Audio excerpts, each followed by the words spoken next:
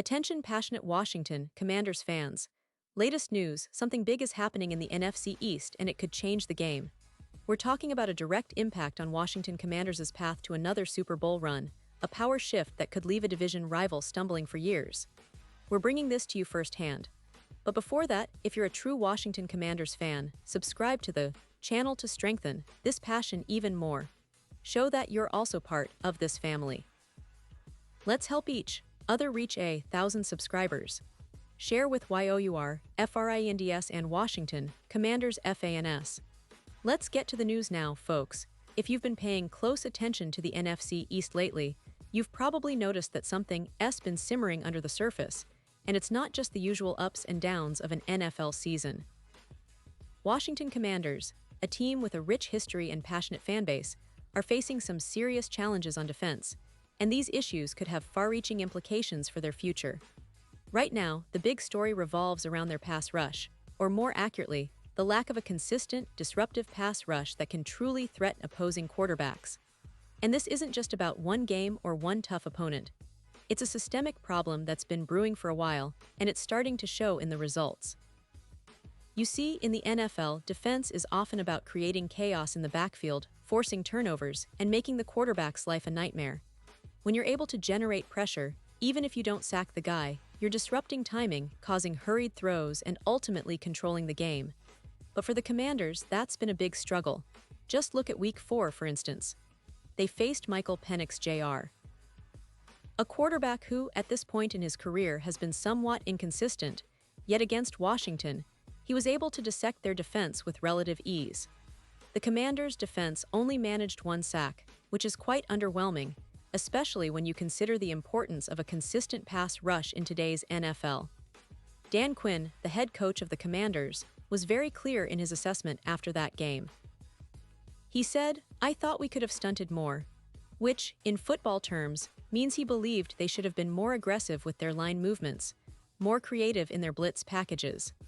That statement alone is telling because it highlights a broader issue, a defense that's not applying enough pressure, not forcing the quarterback into mistakes, and not disrupting the rhythm of the opposing offense.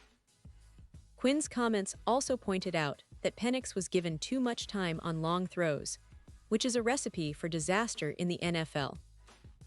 When a quarterback has all day to throw, even the less mobile ones can carve you up, and that's exactly what happened here. This brings us to a critical question: why is the pass rush so pedestrian? And the answer, unfortunately, is multifaceted. Personnel is the first thing that comes to mind. The Commanders, despite bringing in some new faces like Von Miller during the offseason, haven't found the blue-chip pass rusher that can consistently threaten opposing quarterbacks. Miller, who's had a Hall of Fame caliber career, is now 36 years old. His production has declined since his peak, and even though he's still a valuable veteran presence, he simply isn't the game-wrecker he once was. In the game against Atlanta, Miller didn't register a single pressure, which is quite telling. It's not just him, though. The entire defensive front lacks that explosive edge, that ability to get into the backfield at will. There's some versatility, yes, especially from Dorance Armstrong Jr. But overall, the group just doesn't have enough speed and power to keep passers on their heels consistently. It's a problem that's been evident for quite some time. Without a true star pass rusher, the defense has to rely heavily on schemes and creative blitzing to generate pressure. And that's where things get tricky because, as we all know, schemes can only do so much if the talent isn't there. This is where defensive coordinator Joe Witt Jr. comes into the picture. Fans and analysts alike have pointed out that the Commanders need to be more aggressive in their approach to rushing the passer. Last season, they dialed up blitzes about 31.5% of the time, which is a pretty solid number, especially in today's NFL where teams are more conservative with blitzing to avoid giving up big plays. But this season, that rate has dropped to around 27.7%. When your defense needs to make a change, you'd think they'd turn up the heat, right? Well, that's exactly what Quinn and Witt are contemplating. They need to push that blitz rate higher, to create more chaos, to force mistakes, and to compensate for the lack of elite pass rushers. But it's not just about rushing the quarterback. The issues run deeper. Quinn himself has pointed out problems with communication on the field. A defense that's not well organized or communicating effectively can't function at peak performance, especially against complex offensive schemes. And the problems aren't just about scheme or communication personnel, as many experts suggest, remains the core issue. Nick Ackridge of Pro Football Focus has been vocal about this. He's made it clear that the coaching staff is doing everything they can with the talent they have, but that talent isn't enough.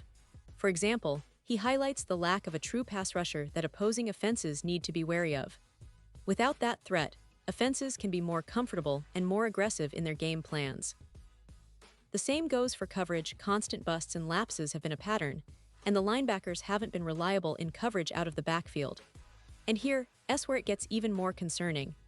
The veteran linebacker Bobby Wagner, who's 35, is a key player for the defense, but his limitations in space this season are brutally exposed. His experience and leadership are invaluable, but in today's fast-paced NFL, even the best can struggle against younger, quicker opponents. That's a real challenge for Quinn and his staff because, without reliable personnel, they're forced into a scheme that might not be enough to cover these deficiencies. But some experts and fans believe that the root of the problem isn't just the players on the field, it's the system itself. Mitchell Tischler from the Monumental Sports Network pointed out that teams have figured out how to exploit Washington's defense.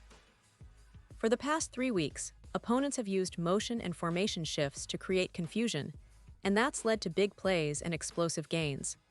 The team's defensive scheme, or perhaps the way it's being executed, has become predictable, and the opposing offenses are clearly taking advantage. That's a problem that needs immediate correction because, in the NFL, teams are always looking for that edge, and if you give it to them, they'll take full advantage. All of these issues, the personnel shortcomings, the schematic flaws, the communication errors, are culminating in a defense that's struggling to keep the team in games.